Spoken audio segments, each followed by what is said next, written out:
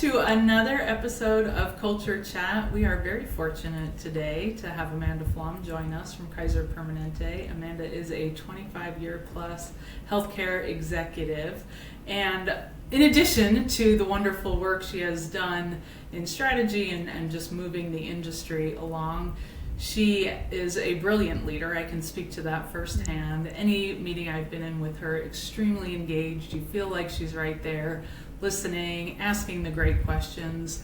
She has a stellar reputation. You ask anybody about her and the gushing begins. So it's really inspiring.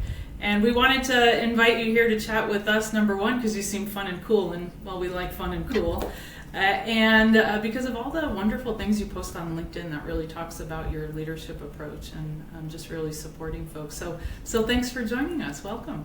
Thank you, Rachel. Thank you, Andy. I'm really happy to be here. Appreciate the invitation. Yeah, so tell us a little bit about your approach to leadership and how you think about being a leader and the challenges you face. Yeah, you mentioned my LinkedIn post, and I am a learner at heart. So I am constantly consuming information. I'm very curious. And as I read different articles about leadership, I'll post it because something in that article struck me, or it was an aha moment for me. And so I figure, gosh, if I'm having an aha moment, or if this is resonating with me, perhaps it can resonate with others. And so I share that because I'm a work in progress, just like everyone else. I'm still learning. I'm still developing. I don't have the magic formula. And I could, use support and advice and guidance from others as well. And so that's really my posture. It's a learning posture, and it's also a posture of humility because I don't have all the answers. And I shouldn't, because things evolve, people evolve, and I like to surround myself with people that I can learn from every day, and who can, gently nudge me along and enlighten me. So, that's sort of my approach to leadership, and that's why I post the things I do on LinkedIn. And it always makes me happy when folks comment back, and I'm like, yes, good. It wasn't just me that this resonated with. Well, and I think that's why I reached out to you. It was definitely a post on humility, and seeing somebody like you in your position and just staying really grounded in that. What's that quote? Like, if you're the smartest person in the room, we'll find another room. Andy, well, I think it's amazing because I think a lot of times with leaders, they forget that part about still learning. There is this sort of natural inclination of I should know it all. And the intent is not to know it all. The intent is you shouldn't know it all. How can you possibly know it all? That's why we get really good people around us, and then support those people. Don't make it be a weight on us feeling like, well, we don't know this. And so then it, manifests into however that works, micromanagement or whatever, but really trusting the people we put around us, accepting that we're not supposed to know it all. So I love that lifelong learner piece.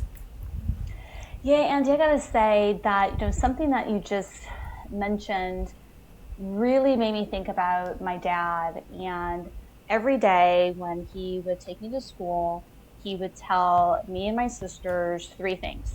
Have a good day. Don't fall asleep.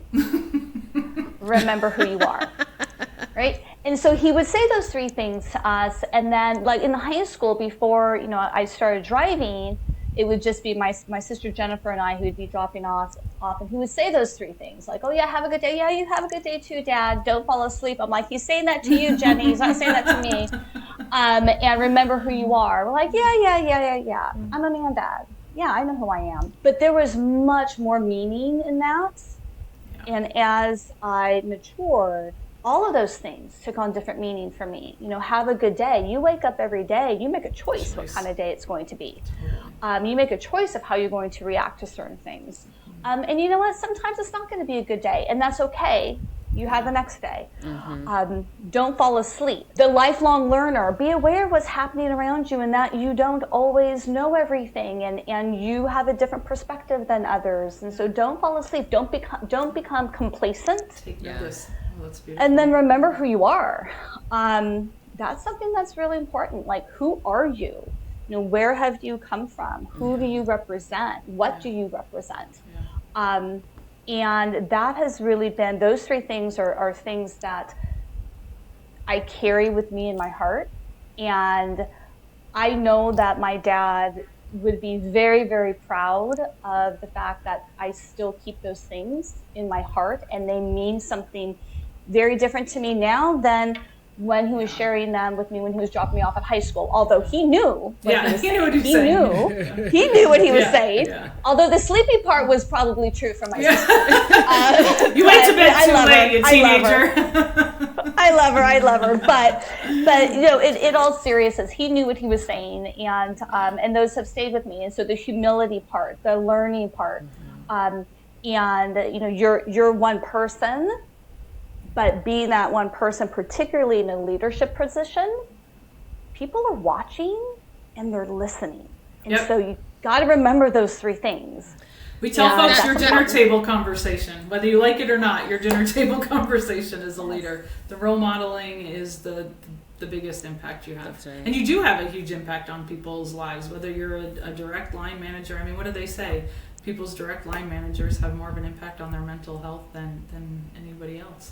Than their therapists. And I wanted to go back to that don't fall asleep, because I think that's such an interesting way to put it, because between people being on their phones, or you're sitting in a meeting and people are on email, or just the fact that we aren't engaged and aware, right? Because I feel like as leaders, we're supposed to be sort of like always in the background, just surveying the land. What's going on? What's happening? What are the rumblings? What are the things, right? If you're a leader and you ever get shocked or surprised by a thing, my argument back to you is, have you been listening? Because sleep? Did you fall asleep? Did you fall asleep? Right now, here in Jamaica, we're having lots and lots of employees who are striking. They don't have unions, but they have walked out of their hotels. They're no longer working. It's mostly the hotel industry. And you have these managers getting actually on the news saying things like, well, we didn't realize there was a problem.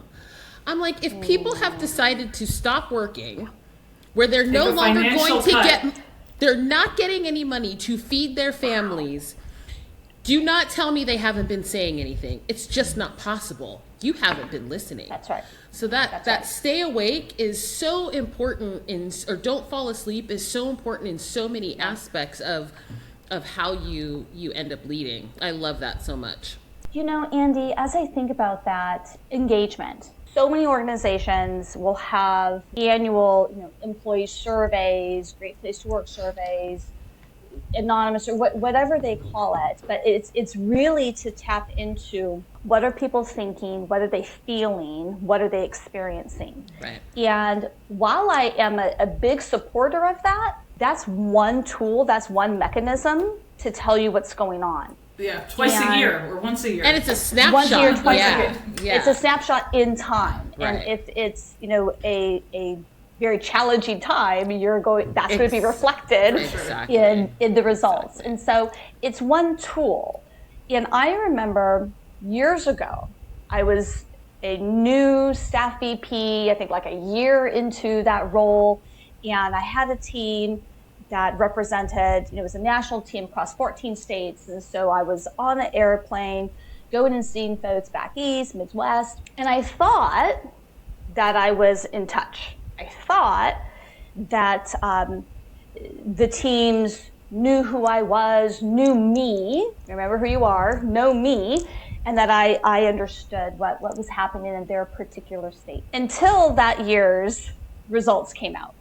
And because it was such a large team, it was like several hundred, I was able to get the anonymous comments. There were many. And I took an afternoon to sit down and to read every single one of them. Not with the thought of, I wonder who said that, or where did that come from, or not with that, but just with a open mind and a very vulnerable posture. Well, we commend you for doing that. Just pause on that for a second, because that really is embodying the humility that you're talking about. A lot of people wouldn't be able to do it. Like, I don't have enough time to do it. I don't think, whatever excuses they tell themselves to not, like you said, be vulnerable and dig into those. So we commend you for that. No, I appreciate that. It was hard. I tell you, it was hard. It was like very emotional to sure. read these comments. And there was lots of different things that came out of there, but a couple of comments really struck me. And I had a huge aha moment. And these were comments that, and I don't remember verbatim, but the gist is, we appreciate Amanda coming in. She's flying in her fancy suit. She has coffee with us, or she talks to us, or she listens or whatever, and then she's gone. And so what I thought I was doing was going, meeting people, listening, spending time, but how they were experiencing it was something very different. Here you had this leader, this executive flying in, flying out. And I do remember the comment about the fancy suits. I'm like, gosh, my suits aren't fancy. But that's how it was being experienced. Mm-hmm. And that was not the intent. And we don't know Amanda. Everything is business with Amanda. Yeah. Like, wow. Okay, step back. That's not who I am, and that's not how I want to be experienced. And so from there, started to make the pivot to be very intentionally listening, setting up sessions where they were coffee with Amanda sessions, and truly listening. No agenda, no notebook, no notes, just sitting there having a conversation. No agenda other than listening. And sharing. Spending more than 1 or 2 days. And so it was that set me on a course that I continue to learn and listen and evolve as a leader. And I'm very proud working with my mentors, my coaches, my leadership team, where we've been able to increase engagement scores.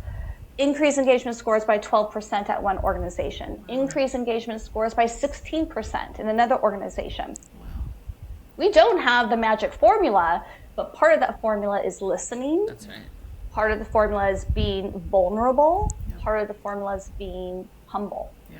Yeah. And I don't always get it right because I'm human, but I try. Yeah. Well, and the fascinating thing is, especially with like trying to engage employees, is they will tell you what you need to do. It's not even a mystery, right? Mm-hmm. So, and when they don't tell you, which they do tell you, but if they don't tell you, it's a matter of like engaging them in, okay, we've gotten this thing that says we're unhappy with my suits. Making it up. We're unhappy with my suits. Let's talk about how we can change that. Like, I'm open and then next time you come in, don't be in a suit, right? Take the suggestion that they gave around what would make them feel more comfortable, better, change their work process, whatever. But I've been in employee engagement and working in employee engagement since probably roughly around 2010. And I have never once had employees where if you truly go sit down and you're interested in how to help them, in what can make things better, that they're not throwing tons of information back at you, right? Exactly. Now, even if you can't do everything, and I've made the suggestion on multiple occasions, hey, I know that probably won't work, but let's try it anyway, because the capital you're going to gain from even just doing this thing is going to garner you so much more than if everything is a no, right? So they'll always tell you the listening is the key, and I think the ability to like set your own emotions and feelings, your ego aside, and say, okay, I hear you. Let's try some things. Let's do some things. You gain so much from that. That's right. You know, and what I've learned over the years, Andy and Rachel, when I'm sitting and talking with, whether it's one-on-one or in a group setting, I'm always fascinated by what I think is actually happening. Is not really happening, or is happening in a very different way. And I'm like, oh my gosh, okay.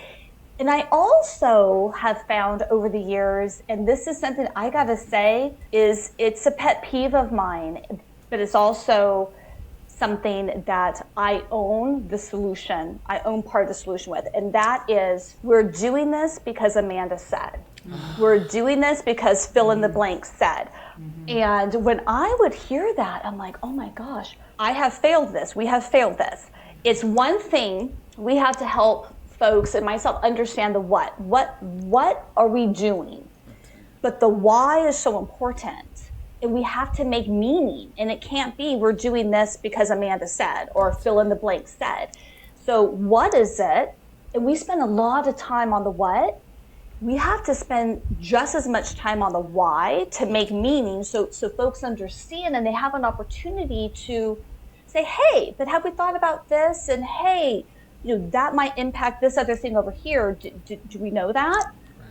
And then comes, for me, what I have learned over the years, and I continue to be humbly reminded, is the how. So how are you going to do whatever that change is?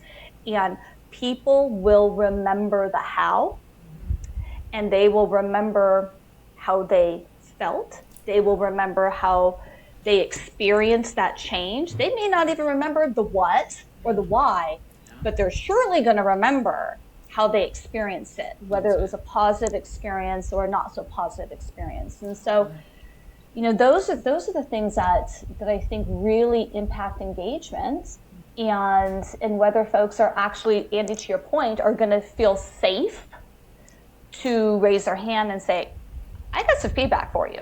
And it's our job to receive that feedback. It's a gift. Mm-hmm. Sometimes we don't like the gift, but it's a gift. Yeah. But what we're going to do with it is really what's important.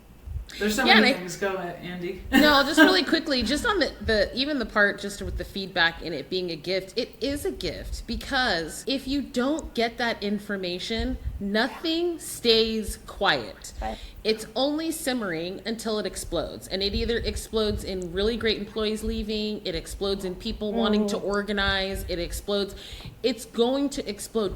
The part where you feel can be so lucky, and this, I think, I could probably speak for Rachel a little bit in this, but this is what frustrates Rachel and I about engagement surveys, is you get this really good information, it gets put in a binder, digital or actual binder, and then we go 2 years again, and it's like, oh, let's do engagement scores again. It's like, these things have to be worked, and they can't just be worked at even an executive level. They have to be worked right on the ground. The people who have said they have the issue, include them in this process. It has to be worked. Otherwise, there's no point. People, that's how come even trying to get engagement for engagement scores is a whole marketing practice. It's not because people don't want to give you their feedback. It's because I'm sick and tired of telling you. I've already told you. Go ahead, Rachel. Right. No, exactly that, right? Feedback, if you don't do anything with it, then nobody is inclined to keep giving it. And I also don't, and you touched on this a little bit too, Andy, that it's okay if we can't do all the things, right? We can't fix that. That's not, that's beyond our control or whatever the messaging is there. But let's be honest and transparent about that and have the conversation. So I hear you. It's a frustration of mine too, and then we're connecting on that. I'm sharing some of myself with you that I too get frustrated. I'm human. And the other funny thing, we do a lot of 360 feedback for individuals with coaching, and I tell them the same thing. Feedback's a gift. And you can choose to return it.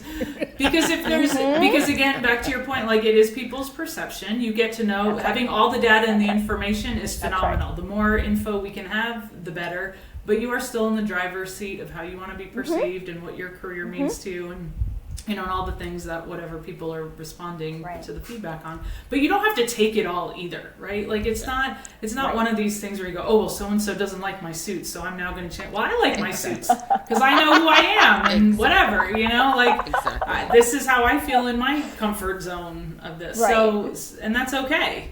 Yeah. Exactly. No, that's so right. And Andy, to a point that you made about doing the surveys and then you get all this feedback and then what do you do with it? And there's action planning around it, and folks are leaning in, they're coming up with all these different tactics.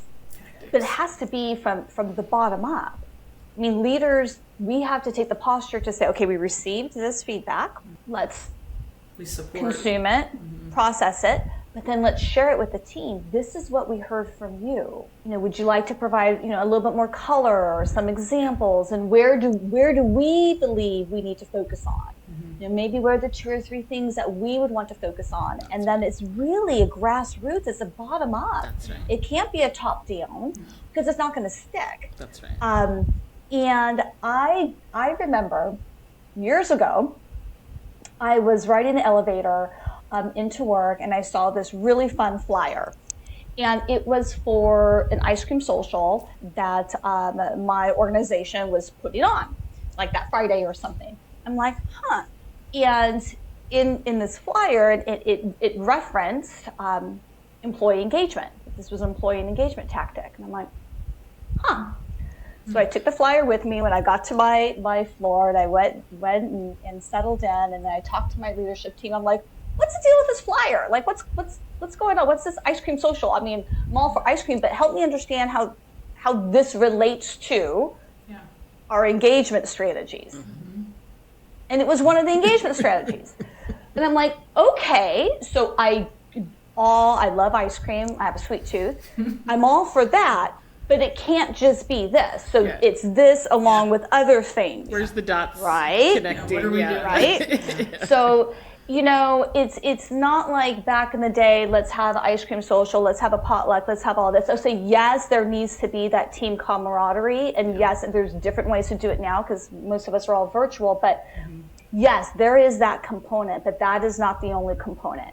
And so we want to see our leaders and our teams having fun. That builds camaraderie. Absolutely. But that's one. Right.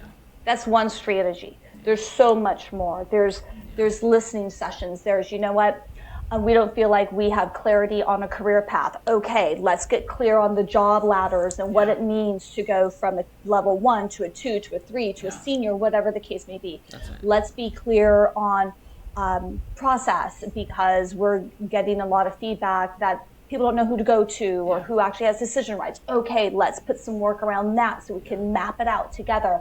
So there's all sorts of tactics, but it's a spectrum of tactics, but it has to come from the bottom up, and it has to be empowered and enabled by leadership. That's right. Yes. And people are tired of pizza parties. Like, take your pizza party or whatever. Like, you know what I mean? Yeah. Like, right. If you actually, we're on process. We're on connection. We're on, like if you actually take the money and the effort of a pizza party, whatever, ice cream social, whatever, and put it into how do we help you? Oh, we've heard that there's no career growth.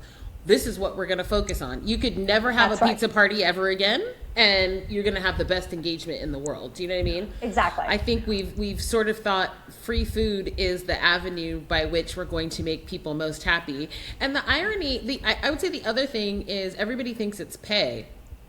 But so much data has come out that it's like, yes, you have to pay people. Yes, we need to have workable wages, like, of course. But pay is not the driver. They want to feel like they like their manager. They want to feel like they're contributing. They want to feel like they're being heard. They want to feel empowered, like all those things. And back to the why. Why do I do this thing? How am I connected to this change? Why do I care about this? Not because Amanda said so. I care because there's something I connect to. And the only way you're going to be able to tell that to me is if you know me. That's right. That's right. If you listen, that's right. But I feel like companies could save themselves so much money if they just did these things, right? Like, let's just listen and let's explain the things we can't do, and let's explain the things we can do or we're going to do. Let's talk about those things, and then let's put and we collectively do it. That's right. We're going to put into action on it. It's not exactly. I think a lot of leaders shy away from it because they go, oh my gosh, that's going to fall on me to fix. Like, I got to fix that. I got to do something. And, the most engaged departments that I've worked in, that's never been the case. We've had tiger teams or whatever you want to call them for all these different sections, whether it's process, whether it's connection, career development, all this stuff. The opportunities are endless, and it's like the same stuff, right? So we still haven't cracked the nut exactly on how to solve for these things with all the strategies. So people do want to work. They do want to be engaged on this type of work too, because it is meaningful. They do see how it impacts them and their colleagues day to day. It's building that more connected culture, which used to be the name of our podcast, because we think connection is key. I love that. Yeah. People want to be part of the solution. I inherently believe that people are good, they're kind, and they want to be part of the solution, whatever the solution may be. If they're 100%. solutioning Yeah. a problem within their community, if they're solutioning a problem within their family or their friendship group or work, they want to be part of the solution. And if we empower people and we give people, free reign to say, you know what? Yeah, I agree. That's a problem. Would you like to be part of the team? That's right. To help solution it? And it doesn't matter the level. It doesn't matter the title. If you have the energy and the passion, then bring it on. Let's figure this out together. And allowing people that opportunity, you're going to have lots of hands raised. For sure. I mean, and this is where we lead from where we sit, right? That is one of our biggest things. Lead from where we sit. We do a group coaching program where we get a lot of individual contributors, and I tell you, the first day, we've done this 10 times now. The first course, the first session we have, folks come in and they say, "Well, I'm not a people leader." Or they say, "I'm not a leader," and I'm like, right. Burp, burp. No, That's you right. are a leader. We all lead from where we sit. And literally, and even when I correct somebody on the first one, the next person does it too. Because it applied to them, it doesn't apply to me. Like, yeah. I'm really not a leader. You might not manage people. You might not be on their HR form in a hierarchy, but you lead from where you sit. And back to where we started, the role modeling is huge. Yeah. People are drawn to folks who, show up with a presence. No title required. And I think we're moving past. It feels like with especially the Gen Z folks coming into the marketplace, like the idea of hierarchy is foreign to them. They don't understand that, and it'll be an interesting little clash as I think as the shift is coming where Gen Xers, millennials, and Gen Zers are all sort of in the marketplace at the same time. And it's going to be an interesting kind of scenario. I feel like those of us who sit in the Gen X category, or maybe old millennials, probably have to start to understand a different psychology, because we were probably mentally abused. For the hierarchy. When we were young, coming up in terms of the hierarchy. And so there might be the temptation to say, well, I had to do it, so pay your dues, or that type of thing. But I think, man, we're going to get so much more out of people when you just engage with them. You will get so much more when you say, oh, there's this problem. No, you're not just coming here to typey or, move widgets around. We actually need you to help continue to innovate, help us figure out how we stay, get a good market position, stay in good market positions, engage our customers. We need all of you for that. That is not a thing that's just happening at a leadership level. If you are an organization that's just doing that at a leadership level, I'm going to guess your NPS scores are not very good. When you have engaged your entire team in this process, guess what? Your NPS scores are going to be good. Your engagement scores are going to be good. And not that those are the defining criteria as to whether or not you're a good organization, but they are a solid measurement as to, do your customers like you, and are your employees happy? And so you will get those, but just everybody, title is like such an odd thing. Title is such an odd thing. It is. And, that is something that I struggle with, because, leadership, when you get to certain executives levels of leadership, you have these executive titles. And I'll be honest, sometimes it makes me uncomfortable, because then I feel like, gosh, I have to have all the answers. Like everyone's depending on me. So that it is a balance. It is a balance. But at the same time, I'll be the first one, and Rachel, you've probably seen this, I'll be the first one to gather up staff, other leaders, to say, okay, I think we have an opportunity that we need to solution here, and I'm going to need everyone's help to do this. All the stakeholders. All roll up our sleeves. All roll up our sleeves. And I had instituted a new sort of operating model, and in my current role, and so I have these virtual coffees with Amanda, with each of the teams, without their people leaders. So it's just the team, no notes, no agenda, just to listen and to have a conversation.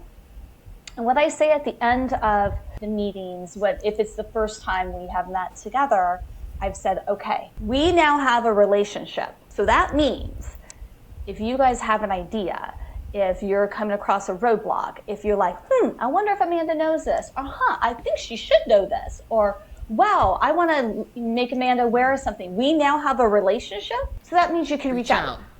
And I would expect you to reach out because we just spent time together, and we have a relationship, and I want that because I don't want to get caught in this hierarchy. That's right. Yeah. And I want folks to be respectful of their direct line managers or directors or whatever the case may be, but I don't want that to in any way stifle innovation. Or thinking or ideation, particularly because we just had this conversation and we talked about whatever we talked about. So I think that is so incredibly important, and that's just part of engagement as well. Yeah.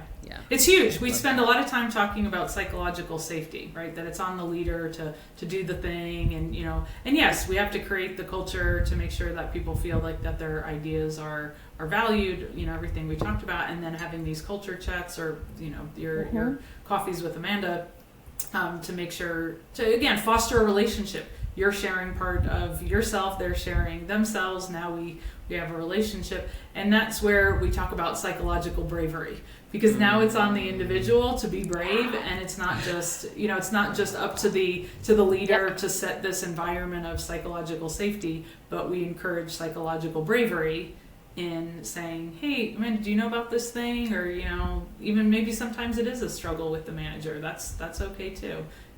But to create that environment and give them the permission, the confidence to be able to go up the chain, right? Because I don't want to go talk to my VP. That's a scary business over there. Once I do it, it's a big deal. Like, it doesn't have to be a big deal. Like, I'm another person. No. I put, like, if I don't need to know about it, I'll let you know, and we'll engage the right person in on it. Like, no big deal. The worst part would be nobody ever knows about it, and you sit on it.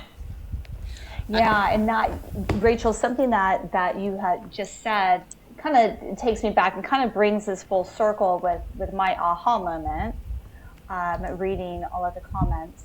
I was a new leader at a new organization, and I was doing sort of my first town hall, and the organization was so big that I had to do a couple different sessions. And I remember thinking about, okay, what am I going to wear for this?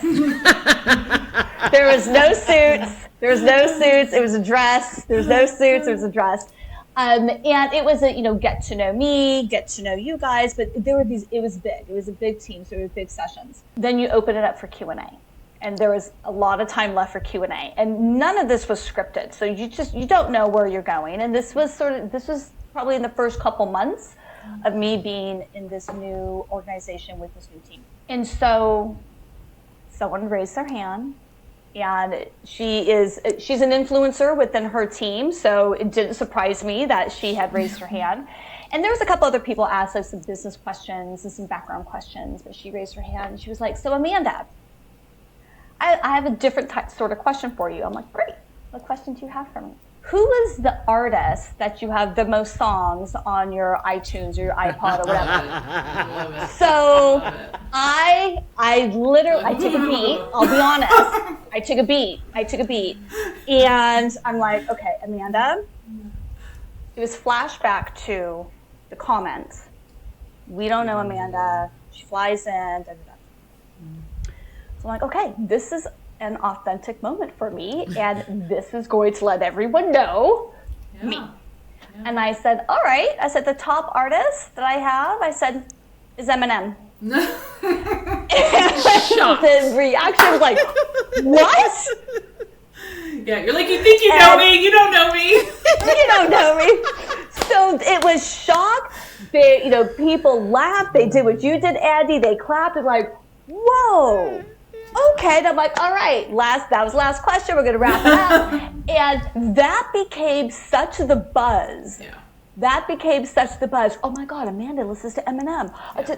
And it became such the buzz because it didn't fit the profile. That's right. Mm-hmm. That they had in their mind. And I'm glad it didn't, because that's not who I am. Yeah.